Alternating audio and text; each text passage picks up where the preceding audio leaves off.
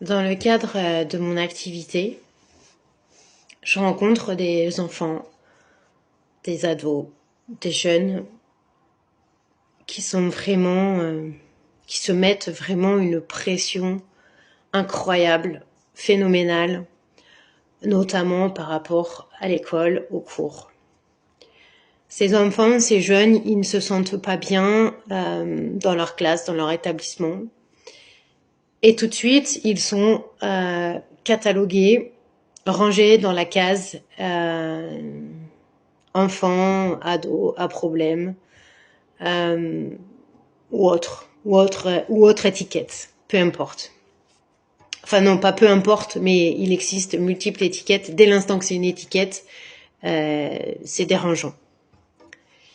En réalité, ces jeunes, ces enfants, ces jeunes, ces ados n'ont pas de soucis. Et non, c'est plutôt le système qui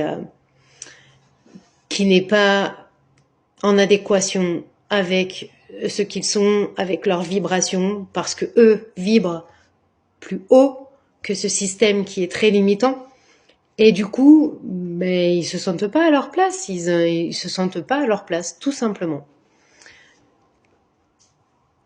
Et en même temps, c'est tellement compréhensif, parce que comment on peut demander à des êtres humains uniques, sachant que chaque être a sa propre perception, sa propre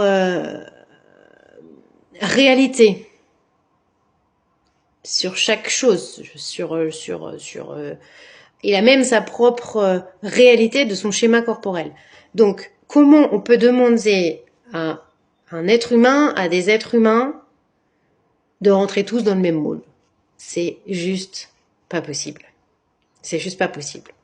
On le voit maintenant dans les écoles, je vais pas citer de marque, mais dans les écoles différentes où on est bien plus à l'écoute et de l'enfant et des envies de l'enfant, où les enfants justement ils évoluent librement dans l'école et on voit à quelle vitesse leur potentiel émerge, se développe. Parce qu'en réalité, on a tous les potentiels en nous. Après, les potentiels émergent ou pas, et plus ou moins vite. Et là, en fait, en réalité, on offre la possibilité à ces enfants de l'émergence de toutes leurs capacités. Parce qu'ils sont libres d'être ce qu'ils sont.